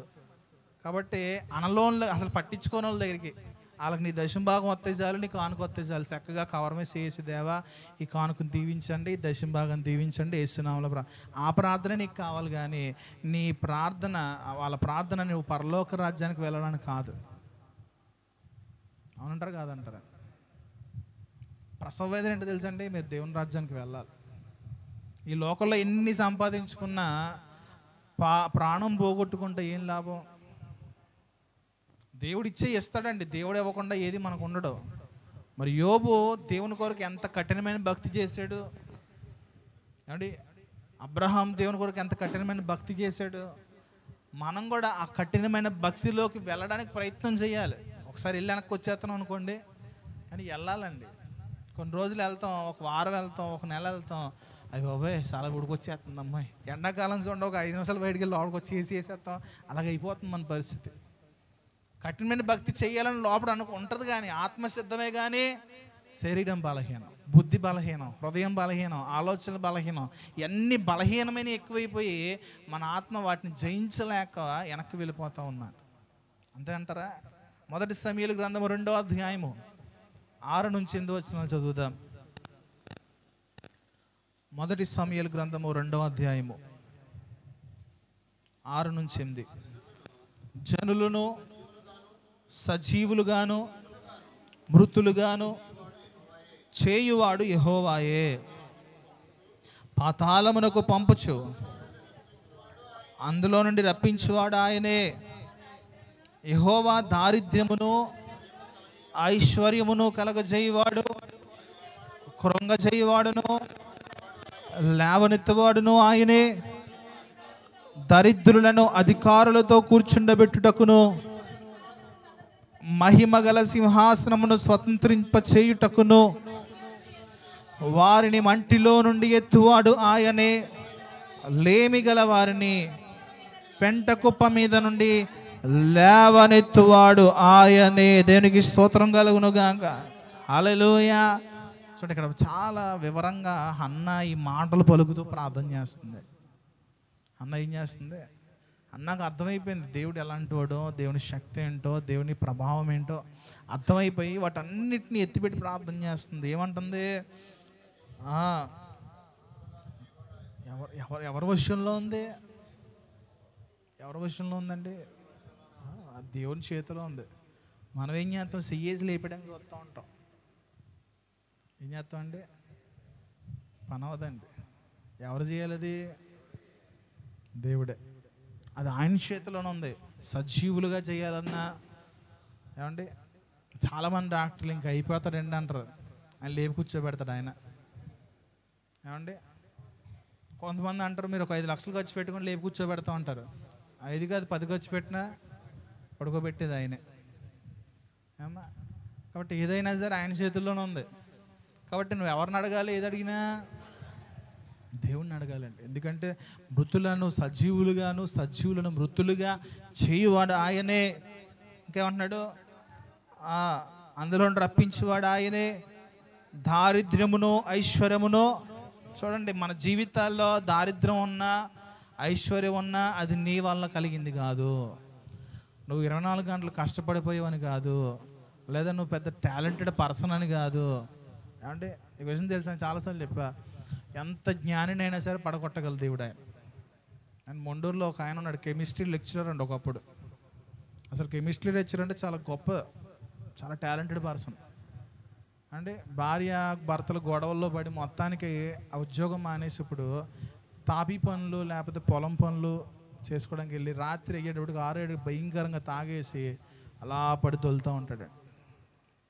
గొప్ప జ్ఞాని అంటే. వెళ్తే ఇంటర్వ్యూకి వెళ్తే మంచి మంచి జాబులు వస్తాయి. ఇప్పటికి ఇంత పుస్తకాలు చూపిస్తాడు నాకు. చూపించే ఉపయోగం ఏముంది అంటే? మరలా నువ్వు స్థిరపడు, దేవుని దగ్గరికి రా, దేవుని మందిరానికి రా, నీ జీవితాన్ని మా దేవుడు బాగు చేస్తారంటే ఇంటారేటండి? ఇలా వాళ్ళు వింటారా? వినరు. నాకు అర్థమైంది అప్పుడు, జ్ఞానులను ఆయన చేతిలో ఉంది ఏదన్నా సరే. ఏది కూడా మన చేతిలో లేదు. అంటారండి. గొప్ప గొప్ప వ్యాపారవేత్తలు ఉన్నారండి, గొప్ప గొప్ప వ్యాపారాలు చేసేవాళ్ళు ఉన్నారండి. వాళ్ళు కూడా ఏమీ లేని స్థితిలో పడిపోయి ఉన్నవారు చాలామంది ఉన్నారు. కనుక నీవు దేన్ని బట్టి కూడా అతిశయించద్దు. నీ జీవితం హెచ్చించబడాలంటే నువ్వు ప్రభు పాదాల దగ్గరికి రావాల్సిందే. నీవు ఆయన దగ్గర స్థిరంగా ఉండాల్సిందే. నువ్వు అనుకుంటావు ఏదో చేసి ఏదో చేద్దాం అనుకుంటావు, అది ఏమవుద్దంటే రెండిట్లే ఖర్చు అయిపోతూ ఉంటుంది. ఏమైపోద్దండి, మనం ఏదో చేద్దాం అనుకుంటాం, కానీ దేవుని చిత్తం కాకపోతే, దేవుడు దాన్ని ఆశీర్వదించకపోతే నువ్వు దాన్ని వృద్ధి చేసుకోలేవు. అందుకే మన ఇద్దరు పుస్తకాలు చదివాం కదా, పంచాంగం పుస్తకాలు తెలుసా అండి. ఆ సంవత్సరం స్టార్టింగ్ వస్తే ఈ సంవత్సరం ఆదాయం 10, వ్యయం 20. అయ్యో, ఈ మారాలంటే ఏం చేయాలి? ప్రతి సోమవారం లేదా ప్రతి మంగళవారం, ప్రతి శనివారం ఎన్ని చేసినా మారవండి. అందుకే ఆ వ్యయం ఎక్కడ అనుకుంటున్నారు? ఈ సోమవారం, మంగళవారం, శనివారాలే. ఏమండి, పిచ్చ జనాలు ఏమో చేస్తారు అంతకే. ఆడంటే ఈ తాయెత్తు కట్టుకో నీకు జీవితం మారిపోద్ది, తాయెత్తులో అమ్ముకున్నాడు ఆడే కట్టుకోవచ్చు, కాడి జీవితం మారిపోద్ది అవునంటారండి. ఈ రక్షరేఖ తీసుకో ఇంట్లో దెయ్యాలు రావంటాడు. ఆ రక్షరేఖ అమ్ముకుని ఆడే బోలు చేయొచ్చు కదా, ఆడి పెట్టుకోవచ్చు కదా. రంగురాళ్ళు పెట్టుకోమంటాడు, రంగురాళ్ళు పెట్టుకుంటే బ్రతుకు మారిపోద్ది అంటారు. మనలో చాలామందికి పిచ్చ ఉంది. ఇంకా ఆ రంగురాయి ఏది ఆడే పెట్టుకుని ఆడే సావచ్చు కదా. ఏమ్మా, నేను భయంకరంగా పాటించండి ఇవన్నీ. ఒకప్పుడు పేపర్లో చూసేదే దీనికోసం చూసేవాడిని. అంటే జిల్లా పేపర్ ఓపెన్ చేసి కరెక్ట్గా ధనస్సు రాసి ఇవాళ ఏం జరుగుద్ది, ఎలా ఉండాలి, ఏ కలర్ డ్రెస్ వేసుకోవాలో కూడా అది వేసుకునే ఉండండి. అలాగా ఇవాళ ఈ డ్రెస్ వేసుకుంటే మంచిదంటే అది వేసుకుని వెళ్ళండి. భయంకరమైన పెచ్చండి. శిలక జ్యోతిష్యాలు ఎవడన్నా అలా జాతకాలు చెప్పాడంటే పరిగెట్టేసి ఉండండి. దేవుడు నన్ను మార్చాడంటే గొప్ప విషయం అది. దేవునికి స్తోత్రం. ఆయన పట్టుకున్నాడు కాబట్టి ఆ బుద్ధి మారింది. ఇంకా మనలో చాలామందికి ఇవన్నీ ఉంటాయి, ఇవే ఉంటాయి. ఏమా, నీ జీవితంలో కార్యాలు చేయవాడు ఆయనే. ఆయన తప్ప ఇంకెవ్వడో కూడా మార్చలేడు. ఏ మనుషుడి వల్ల కాదు, అది నీ చేతిలో ఉంది. మీ చెయ్యి చూపించండి, ఇలాగా చూపించండి ఒకసారి. మీ చెయ్యి ఆయన చేతిలో పెట్టండి. ఏం చేయాలి? ఎందుకంటే వాగ్దానము చేసే దేవుడు ఆయన, వాగ్దానము చేసి నెరవేర్చే దేవుడు ఆయన. దానికి స్తోత్రం. హల్లెలూయా. నీవింకను ఈ లోక సంబంధమైన విషయాల్లోనే పడిపోతూ, లేదా ఇంకనూ అవి చూడాలి, ఇది చేయాలి, వాటి ద్వారానే జరుగుద్ది అనుకుంటూ కూర్చోవడం వలన నీ కార్యాలు ముందుకు వెళ్ళవు. మొదటగా నీ పక్షముగా దేవుని ఆలోచన ఏంటో అది నువ్వు గ్రహించు. అండ్ నేను సేవ చేస్తూ డానిగడి కడుపులో ఉన్నప్పుడు అయ్యి బాబా పిల్లోడు పుడుతున్నాడు, ఇన్ని కాలేజీ చదివించాలి, స్కూల్ చదివించాలని చెప్పి మధ్యలో 2 సార్లు పాలవేనికి వెళ్ళిపోయినండి. మా సిద్ధిగాడు వెళ్తుంటే అందరూ మా వాళ్ళందరూ వెనకాల రేపుతూ ఉంటారు కదా, అప్పుడు రేపు పొద్దున్న ఏం చేస్తావురా, అడిగి బాల్ డబ్బాలకే బోల్డ్ అవుతాయి, ఇవన్నీ చెప్తూ ఉండేవారండి. నేను 2 రోజులు వెళ్ళిపోయా. పొద్దున్నే వెళ్తే 2 రోజులకి ఇంటికి రాలే. నేను స్నానం లేదు, జపం లేదు, ఆ రోడ్ల మీద పడితే వెళ్ళానమాట 2 రోజులు. నాకు లోపల బాధ వచ్చేస్తూ ఉంది. ఏంటి ప్రభా, ఒక్కొక్కసారి మన సొంత ఆలోచనతో వెళ్తూ ఉంటాం కదండి, తప్పదు కదా మరి అనిపించింది. ఆయన చేసే దేవుడు ఆయన ఏం చేయాలని తెలుసు. ఇప్పుడు ఈవిడికి ప్రెగ్నెంట్ అంటే 4 నెలలు లీవ్ ఉంటుంది. ఈ 4 నెలలు ఏం చేయాలి, ఎలా తినాలి, మామూలుగానే కడుపుతున్న వాళ్ళకి మేత ఎక్కువ తింటారు కదా, అలా ఆలోచించేసేవాడినండి. కానీ దేవుడు ఏ సమయానికి ఎలా పంపాలో అన్నీ అని తెలుసు. నేను వ్యక్తిగతంగా ప్రభువుని అనుభవించాను ఆ స్థితిలో. ఎందుకంటే దేవుడు మనల్ని ఎప్పుడు కూడా కొదువు చేసేవాడు కాదు. అంటే మన జేబులు ఖాళీగానే ఉంటాయి. నేను అంటాను ఎంత ఎత్తు ఉంటుందని నేను చెప్పను, బ్యాంకులో ఫుల్ అకౌంట్ ఉంటుందని నేను చెప్పను. మీరు నమ్మరు, ఇప్పటికి నా బ్యాంక్ అకౌంట్లో -1000 అంటే భాను ఆంటీ గారి వాడేసిందండి. ఆవిడ అడుగుద్ది ఎప్పుడుకో, -1000 ఉన్నాయి ఇప్పుడు నా దగ్గర. ఎంత రీఛార్జ్ చేసుకోవడానికి లేదు అండ్ ఎక్కడికన్నా బండ్లు పెట్రోల్ సడన్గా అయిపోతే తోపుడు బేర మీద పెయిన్ లేదు వాళ్ళకి ఈ రోజుకి. దేవునికి స్తోత్రం. అయినా ధైర్యం కలిగి ఉంటా. ఎలా ఉంటాను, అలా వెళ్ళిపోతూ ఉంటాను. ఎందుకంటే నాకు సహాయం చేసే దేవుడు నా ముందు నడుస్తూ ఉంటాడు. దేవునికి స్తోత్రం. హల్లెలూయా. మీకు తెలుసుగా 4 నెలలు ఎందుకంటే మన దగ్గర జనవరి నెల నుంచి డిసెంబర్ నెల నుంచి వ్యాన్ మానేసా. ఏమండి, దానికి వచ్చే దగ్గర 10,000 ఆదాయం ఇంచుమించు. కానీ నెల అలాగే వెళ్తుందో తెలియట్లేదు. మొన్న ఇంతకీ ఈ పాటకన్నీ ఖర్చు పెట్టేస్తే దగ్గర 20,000 అప్పులో ఉన్నాను. ఇది బాగానే వచ్చేస్తున్నాయి, దేవుడు బాగానే ఇచ్చేస్తాను అనుకున్నా, కానీ వాళ్ళ డబ్బులు వాడేసాను. ఇంతకు నేను ఇంతకీ దీని రెంట్ ఒకటి, ఆ రెంట్ ఒకటి 2 నెలలు ఎగ్గొట్టేసాను. ఈ కట్టడానికి ఇప్పుడు చాలా కష్టాలు పడుతున్నానండి. దానికి స్తోత్రం కలుగునుగా.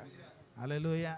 పురుషుల భారాలు వేరేగా ఉంటాయి, మీ దృష్టి వేరేగా ఉంటుంది, పురుషుల దృష్టి వేరేగా ఉంటుంది. పురుషులు వచ్చేటప్పటికి కరెక్ట్గా ఈఎంఐ డేట్ కనబడతా ఉంటుంది. మీరేమనుకుంటారు అంటే పక్కన ఇప్పుడు తీసారు, కానీ పక్కన ఆలోచనలు రావట్లేదండి ఆడవాళ్ళకి. పురుషుడు ఆలోచన వేరండి. అంటే నేను పురుషుడిని నేను చెప్పడం కాదు, కానీ నేను కూడా పెళ్ళయ్యి ఒక ఇంటి వాడిని అయ్యాక ఆ భారం ఏంటి తెలిసింది. లేకపోతే నేను కూడా మీకులా చిల్లరగా తిరిగేసేవాడిని. నేను కూడా దేవునికి స్తోత్రం. మీరు చక్కగా ఏంటి 4 తాలింపులు వేసేసి రుచికరంగా ఆహారం వండారా లేదా అంతే. కానీ ఆ లోపల పిచ్చి పిచ్చిగా ఉండేది ఎవరికి అనిపిస్తూ ఉంటుంది. పురుషుడు ఎందుకు తాగుతాడా అనిపించేది నాకు. అంటే ఒక్కొక్కసారి భయంకర విపరీతమైన కోపం వచ్చేస్తూ ఉంటుంది మనిషి మీద. ఏం చేయాలి? నేను కూడా ఒక గ్లాస్ వేసుకుని తిరగాలి. ఇంకా ఏం లేదు, ప్రభువా నాకు జ్ఞానం దయచేయనని అడిగేవాడిని అంతే. ఏమంటే మనం కోపడినా ఆరాటపడినా ఇంత కూడా మారదండి. కానీ ఎంత ప్రార్థన, ఎంత కార్యాలు జరిగించిన రోజులు ఉన్నాయి. దేనికి స్తోత్రం. హల్లెలూయా. ఎంత ప్రార్థన. మీరు చాలాసార్లు టెన్షన్ ఫీల్ అవుతూ ఉంటారు, రేపు ఏం చేయాలి, ఇది వచ్చేస్తాడు, అది కాటాలి, ఇది. ఏం లేదు, మోకరించి యేసయ్యా నాకు సహాయం చేయి. ఏం చేయాలి? సహాయం చేయ ప్రభు అంటే దేవుడు అంటే ద్వారం తెరిచిన దాన్ని మీరు వదిలేయద్దని నేను చెప్పట్లా. అంటే అప్పు ద్వారానో వేరే ద్వారాన్ని దేవుడు ఇస్తాడు, కానీ దాన్ని తీర్చే మార్గం కూడా ప్రభు ఏర్పాటు చేస్తాడు. నా దగ్గర 3 నెలల నుంచి ఈ కట్టలేదన్నా చూసారా, ఒక్కొక్కటి చేసుకుంటూ వస్తున్నాను నేను. మన పెట్రోల్ డబ్బులు కూడా దగ్గరలో ఒక ఆవిడ ఫోన్ చేసి డబ్బులు పంపేసి అన్నయ్య పెట్రోల్కి వాడుకున్నాను. దేవునికి స్తోత్రం. ఏం చేసింది? ఇంకోటి ఏంటంటే ధనవంతుల చేత నన్ను దేవుడు పోషించట్లేదండి. వాళ్ళు నాకంటే బలహీనులు. ఎవరో నాకంటే బలహీనుల చేత దేవుడు నన్ను పోషిస్తున్నాడు. మొన్న ఒకసారి చెప్పాం కదా, సండే స్కూల్ కోసం పిల్లలకి డబ్బులు వచ్చి ఆవిడ అసలు ఏం పని చేయదు పాపం. ఆవిడ అనుకుందంట దేవుని పరిచర్కి అయ్యగారికి ఎంత ఇవ్వాలని చెప్పి దాచుకుందంటండి ఆవిడ. దేవునికి స్తోత్రం. నేను బాత్రూంలో స్నానం చేస్తా, సంఘస్థులను అడుగుదామా అనుకున్నాను. వాళ్ళకి నేను ఎవరిని అడగను కదా. అంటే మన నోరు తెరవల్ల దేవుడు, ఇంకా టవల్తోనే ఉన్నా, ఆవిడ వచ్చేసింది. దేవునికి స్తోత్రం. అంటే దేవుడు మన మనస్సును చూసేవాడు అండి, మన ఆలోచనలు చూసేవాడు. నువ్వు మనం ఏం చేస్తావు అంటే అది చేద్దాం ఇది చేద్దాం, అసలు ఏది కాదు. దేవుని ఆలోచన చేయి. దేవునికి స్తోత్రం. దేవుని తలంపు చేయి.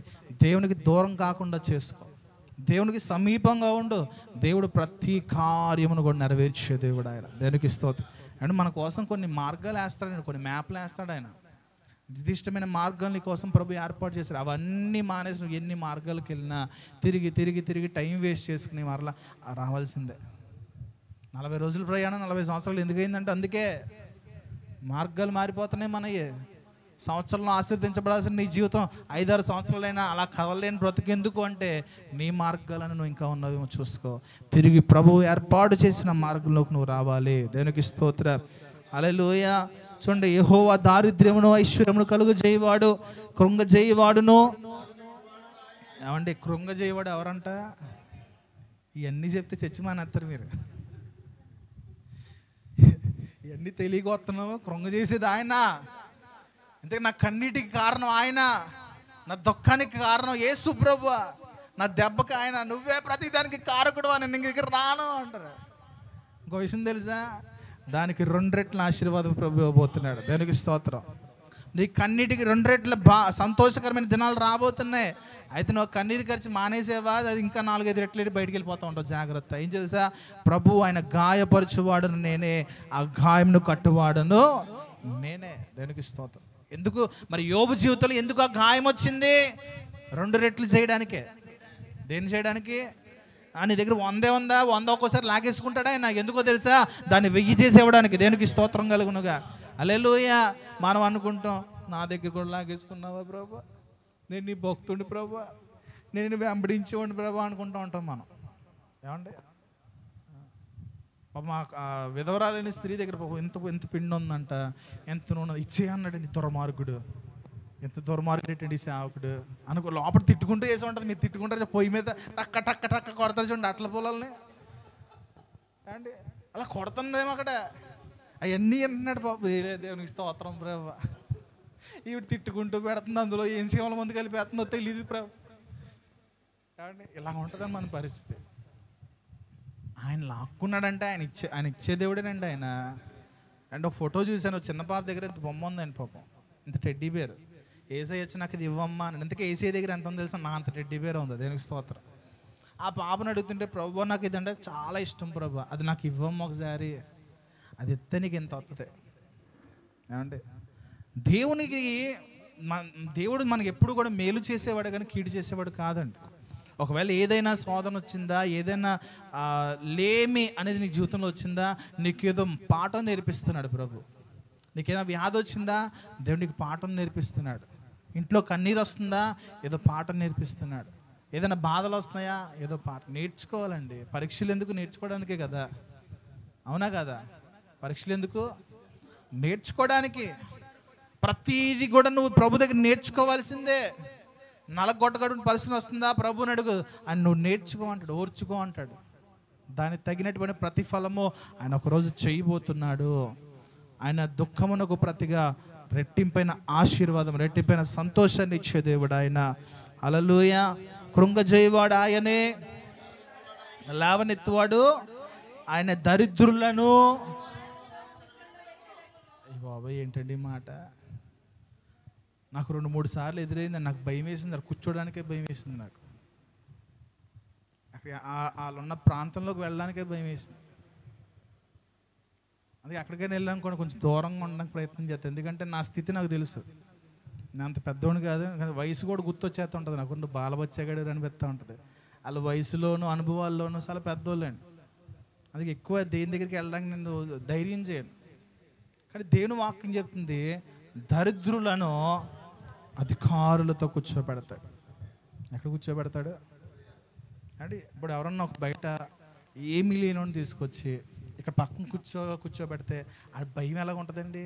అయ్యో బాబు ఏదైనా చేస్తారేమో అందుకే కూర్చోబెట్టారు అండి. మేకపోతుని వేసే ముందంటే మేక దిట్టంగా మేత పెట్టి అలా అనిపిస్తూ ఉంటుందండి. దేవుడు నీ దారిద్ర్యతను తీసి అధికారులు పక్కన కూర్చోబెట్టగలిగిన వాడు. ఈ మాట ఎక్కడ నెరవేరింది ఎవరైనా చెప్పగలుగుతారా? ఒకే ఒక ఉదాహరణ, యోసేపు దారిద్ర్యుడు. ఎక్కడ తీసుకెళ్ళి కూర్చోబెట్టాడు? ఫరో అన్నాడు, ఇదిగో నా రథాల్లో ఒక రథం ఇచ్చేయండి. ఇక్కడ నేను రాజునే, కానీ యోసేపు ఏం చెప్తే జరగాలి. అంటే దేవుని వాక్యం నిరర్థకమని ఎవడు చెప్పగలుగుతాడండి? అవి యథార్థమైన మాటలు నువ్వు నమ్మితే నీ జీవితంలో ఒక రోజును చూడగలుగుతావు. దేనికి స్తోత్రం.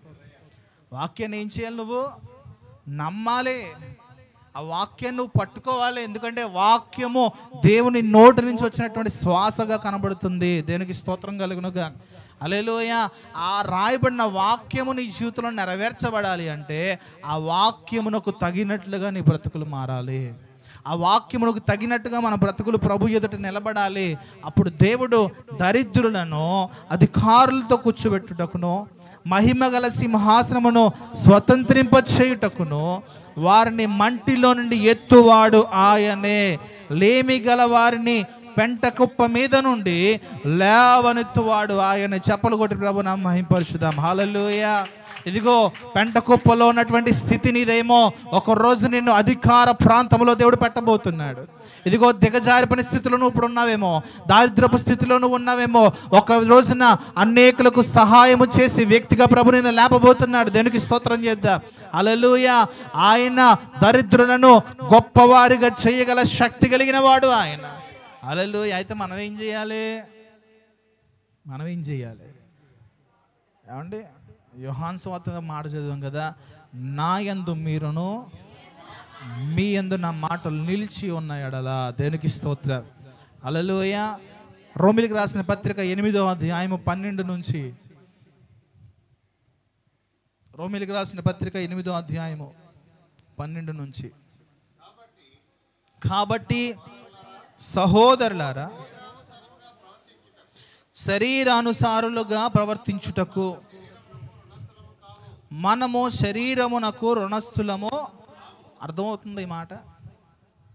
శరీరానికి మనం రుణస్థులం కానంటే అర్థం ఏంటి? అంటే ఇప్పుడు అప్పులోడికి మనం అప్పు ఉన్నాం అనుకోండి, ఆడి వంట పడాలి, అవునా కాదా? పడాలా అవసరం లేదు. ఎందుకు అంటున్నావురా నువ్వు అంటారా?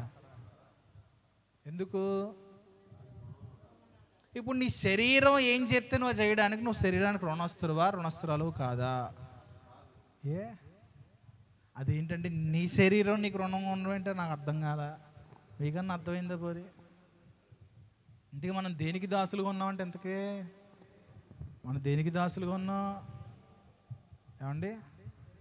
నీ శరీరానికి నువ్వు దాస్యత్వం చేస్తున్నావు. ఎంత గొప్ప విషయం! ఎవరికి? నీ శరీరం నిన్ను ఏలుబాటు చేస్తుంది. నీ శరీరాన్ని నువ్వు ఏలుబాటు చేయాలా, లేదా దాని చేతిలోకి నువ్వు వెళ్ళాలా? ఇది కొంచెం తిక్కగా ఉంటుంది, కానీ అర్థమైనట్టు కనబడుతూ ఉంటుంది. కానీ మనల్ని ఎవరు ఏలుబాటు చేస్తున్నారు ఏమండి? శరీరము మనల్ని, మన శరీరాన్ని నలగొట్టాలా, సుఖపెట్టాలా? మనం అంటే మనం రుణస్తులుగా ఉండిపోయాం. ఇంకా ఏమైపోయాం? మళ్ళా చదవన్నమాట. టింపుల్ చదవమ్మా, ఖాళీగా ఉన్నదండి, చదవడానికి ఆతురత పడుతుంది పాపం. చదవనిద్దాం. నాకు చెప్పండి నేను చదువుతాను అడుగు చదువుతుంది. నాకు ఆ సూపులు అలా కనబడుతుంది. నాకు చదవమ్మా. అలాగే అంటున్నావు కదా, ఇలాగే ఉంటుందా జ్యోతక్క? ఇలాగే ఉంటుందా? రోమిలకు రాసిన పత్రిక 8వ అధ్యాయం 12 నుంచి 19 చదవమ్మా. నీ ఒరిజినల్ వాయిస్ బయటిది, నేను నమ్మను. చదవాలి గట్టిగా. కాబట్టి సహోదరులారా, శరీరానుసారముగా ప్రవర్తించుటకు మనము శరీరమునకు రుణస్థులము కాము. మీరు శరీరానుసారముగా ప్రవర్తించిన ఎడల చావవలసిన వారై ఉందురు, కానీ ఆత్మచేత శరీర క్రియలను చంపిన ఎడల జీవించెదరు.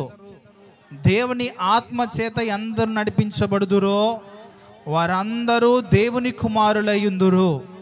యాలయనగా మరలా భయపడుటకు మీరు దాస్యపు ఆత్మను పొందలేదు, కానీ దత్తపుత్రాత్మను పొందితిరి. ఆ ఆత్మ కలిగిన వారమై మనము అబ్బా తండ్రి అని పిలుచుటకు మొరపెట్టుచున్నాము.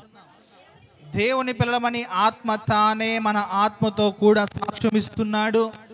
మనం పిల్లలమైతే వారసులము, అనగా దేవుని వారసులము, క్రీస్తుతో కూడా మహిమ పొందుటకు ఆయనతో కూడా శ్రమ పడిన ఎడల క్రీస్తు తోడి వారసులము. మన ఎడల ప్రత్యక్షము కాబో మహిమ ఎదుట ఇప్పటి కాలపు శ్రమలు ఎన్న తగినవి కావని ఎంచుచున్నాను. దేవుని కుమారుల ప్రత్యక్షత కొరకు సృష్టి మిగిలిన ఆశతో తేరి చూచుచు కనిపెట్టుచున్నది. దేవునికి స్తోత్రం కలుగునుగాక. హల్లెలూయా. ఏమన్నా మీకు తృష్ణ ఉందో లేదో కానీ ఆ సృష్టికి ఒక తృష్ణ ఉందంట. ఎవరికి? ఏమని? దేవుని కుమారులు ఎవరో చూడాలని. ఎవరిని? సృష్టి ఎవరి కోసం ఎదురు చూస్తుందో తెలుసా? అసలు దేవుని కుమారులు ఎవరో చూడాలి. మరి ఆయన పిల్లలు ఎవరండి? మనమే కదా. మరి రోజు చూస్తున్నాయి కదా, మరి చూడాలని తృష్ణ ఏంటండి? మరి రోజు చూస్తున్నాయి కదా. సృష్టికి తెలిసిపోయింది ఇంతకీ నిజమైన పిల్లలు ఎవరో. దేనికి స్తోత్రం. ఎవరికి? సృష్టికి తెలిసిపోయింది. ఆ ఫైనల్ డే కోసం ఎదురు చూస్తున్నాయంట. దేనికి స్తోత్రం కలుగునుగా. చూడండి, ప్రస్తుత దినాల్లో భూమి మీద జరుగుతున్నటువంటి భయంకరమైన విపత్తులన్నీ కూడా యేసుక్రీస్తు ప్రభువు రాకడకు సమీపంగా కనబడుతూ ఉన్నాయి. చాలా భయంకరమైన దినాలు కనబడదు. మొన్న ఏదో ఊరండి అది, కేరళ దగ్గర ఏదో పేరు, అది ఏం పేరు అది? కాదండి, కేరళలో వయనాడ్ రాత్రికి రాత్రి అంట బాబాయ్ భయంకరంగా జరిగిందండి. ఆ బురదలోనే ఇంకెంతమంది ఉన్నారో తెలియట్లేదు అంట. ఒక ఆయన చెప్తున్నాడు, కొత్తగా ఇల్లు కట్టినాడు 2 అంతస్తుల మేడ. ఆ వ్యక్తి బతికాడు, తన మనవరాలు తన కూతురు బతికి, దేవుని కృపను బట్టి మేము బతికామంటున్నారు వాళ్ళు. అంటే కొన్ని వేల మంది ఎవరు చనిపోయారో కుటుంబంలో 6 అంటే ఒకళ్ళే మిగిలేవారంట. అది నిజంగా మరణం కాదంటారా? ఆకలి బాధలతో ఏడుస్తున్నారు ప్రస్తుత దినాల్లో ఆ కేరళ ప్రాంతం అంతా కూడా. మరొక చోట బంగ్లాదేశ్లో చూస్తే ఈ రిజర్వేషన్స్ కోసం కొట్టుకుంటే మొత్తాన్ని ప్రైమ్ మినిస్టర్ పారిపోయి భారతదేశం వచ్చిందంటే అక్కడ అల్లకల్లోలం జరుగుతుందంట. భయంకరమైన యుద్ధాలు, కరువులు, వీటన్నిటికీ దేనికి సూచన అంటే ప్రభు రాకడ సమీపముగా ఉన్నది. ఎలా ఉంది? చాలా సమీపం. మనం ఎలా ఉన్నాం? రెడీగా ఉన్నామా? ఐఎమ్ రెడీ ప్రభు, వచ్చేస్తానంట. ఉన్నామండి, రెడీగా ఉన్నావా? రన్నింగ్ రేస్ రెడీగా ఉన్నావా? రన్నింగ్ రేస్ చాలా టైం ఉందిలే, యేసు ప్రభు రావడానికి చాలా టైం ఉందిలే. ఇప్పుడు ఏం జరుగుతుందో తెలియదండి. ఏ క్షణంలో ఎలాగున్నా ఏ పరిస్థితి ఉంటుందో మనకు తెలియదు. మన ఏలూరులో వర్షాలు రావనుకుంటాం, ఏమో ఒక 2 రోజులు కొట్టిందంటే ఏమైపోద్ది? తమ్ములేరు తీసుకుని వచ్చేది మన దగ్గరికి, అయిపోయింది. మన ఇల్లులో గట్టి కాదు అమ్మా, మళ్ళీ అన్నీ పాతయ్యే కదా, కాంట్రాక్ట్ బేస్ మీద కట్టిన బిల్లు ఇవన్నీ ఎలాగుంటాయి? అమాంతం తెలియకుండా రోడ్లు మునిగిపోయిన దేశాలు ఉన్నాయండి. ఫారెన్ కంట్రీస్లోనే భూమి అలా తెరవబడుతుందో అలా మునిగిపోతున్నాయి. ఎవరికి ఎప్పుడు ఏం జరుగుతుందో ఏ పరిస్థితులు అంటే తెలియదు. అయితే సృష్టి ఎదురు చూస్తుందంటే అసలు దేవుని కుమారులు ఎవరో చూడాలి. ఒక రోజున మనము కలిగినటువంటి ఆ రక్షణను మనం చేత పట్టుకుని జాగ్రత్తగా ఉన్నామా లేదా? ఎందుకంటే నీ రక్షణ నీకు ధైర్యం పుట్టించాలి, నీ భక్తి నీకు ధైర్యం పుట్టించాలి, నీ నిరీక్షణ నీకు ధైర్యం పుట్టించాలి. దేనికి స్తోత్రం కలుగునుగా. హల్లెలూయా. ఆత్మానుసారులుగా నడుచుకోవాలండి. ఎందుకంటే ఆయన ఆత్మ కలిగి మనం నడుచుకున్నప్పుడు శరీర క్రియలను మనం జయించగలుగుతాం. రెండోది అంటున్నాడు, ఆయన ఆత్మను కలిగి మనం జీవించినప్పుడు ఆయన కుమారులుగా మనం మార్చబడతాం. దేనికి స్తోత్రం. హల్లెలూయా. ఏమన్నాడు ఇక్కడ? దేవుని ఆత్మ చేత ఎందరో నడిపించబడుదురో వారందరూ దేవుని కుమారులై ఉంటారు. అంటే మనందరూ దేవుని కుమారులుగా, దేవుని కుమార్తెలుగా సంఘం మార్చబడాలి. దేనికి స్తోత్రం. ఆఖరి మాట చూసుకున్న 1 పేతురు పత్రిక 1వ అధ్యాయము ఉందని సుమా గారు చదువుతాను, నేను చదువుతాను, చదువుతారు. 1 పేతురు పత్రిక 1వ అధ్యాయం 4 నుంచి. ఈసారి నుంచి ఎలా వచ్చింది? నా కళల్లో ఆశ కలిగిన వాళ్ళ పేర్లు చెప్తానండి ఈసారి నుంచి.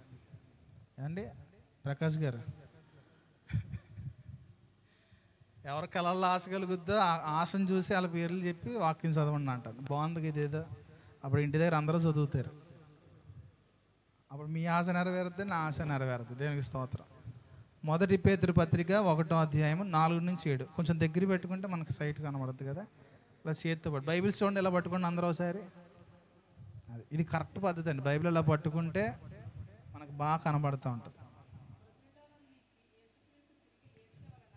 మృతులలో నుండి యేసుక్రీస్తు తిరిగి లేచుట వలన జీవముతో కూడిన నిరీక్షణ మనకు కలుగునట్లు, అనగా అక్షయమైనదియు నిర్మలమైనదియు వాడబారనిదియునైన స్వాస్థ్యము మనకు కలుగునట్లు ఆయన తన విశేష కనికరం చొప్పున మనలను మరలా జన్మింపచేసెను. కడవరి కాలమందు బయలుపరచబడుటకు సిద్ధముగా ఉన్న రక్షణ మీకు కలుగునట్లు విశ్వాసము ద్వారా దేవుని శక్తి చేత కాపాడబడు మీ కొరకు ఆ స్వాస్థ్యము పరలోకమందు భద్రపరచబడి ఉన్నది. ఇందువలన మీరు మిక్కిలి ఆనందించుచున్నారు గాని అవసరమును బట్టి నానా విధములైన శోధనల చేత ప్రస్తుతమున కొంచెము కాలము మీకు దుఃఖము కలుగుచున్నది. చాలండి. దేనికి స్తోత్రం. చూడండి, ఒక రక్షణలోకి వచ్చి ఇంకొక రక్షణ రావాలి మనకి.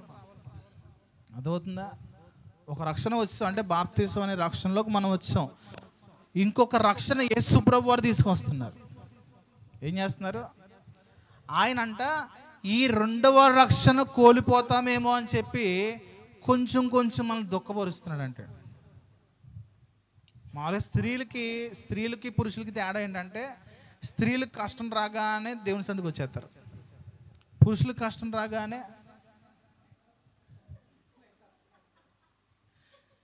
అండి స్త్రీలకి పురుషులకి తేడా ఉందండి. స్త్రీలు కష్టం రాగానే ఉపవాసం ప్రకటించుకుంటారు, లేదా ఇంట్లోనే కూర్చొని మోకరించి ప్రార్థన. మంచోళ్ళు అమ్మ, మీరు అందరూ చాలా మంచోళ్ళు. కానీ పురుషులు మీ అంత మంచోళ్ళు కాదులే. అసలు పురుషులకు వచ్చే కష్టం ఎందుకు చెప్పొద్దు.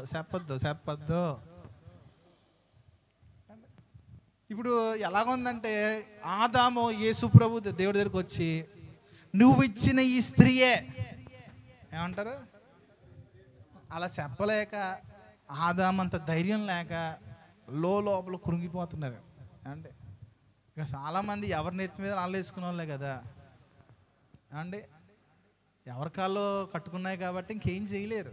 యేసు ప్రభుని అన్నాక సరిపోరు. దేనికి స్తోత్రం కలుగును గాక. హల్లెలూయా. కానీ ఒక విషయం జ్ఞాపకం చేసుకోండి, రక్షణ పొందుకున్నాం, అయితే ఆ రక్షణ చాలా జాగ్రత్తగా కాపాడుకోవాలి. యేసు ప్రభువు ఒక రక్షణ తీసుకొస్తున్నాడు, అది పరలోకమందు ప్రస్తుతం భద్రపరచబడి ఉంది. చాలా జాగ్రత్తగా ఉంది, అది భద్రపరచబడి ఉంది. నేను అంటాను, ఒకవేళ ఎవరన్నా అనారోగ్యము చేత కొన్ని దినాలు నలగొట్టబడి మరణిస్తే అది చాలా మంచిది అంటాను నేను. ఎందుకో తెలుసా, ఆ టైంలో పశ్చాత్తాపం దొరుకుద్ది. ఏం దొరుకుద్ది?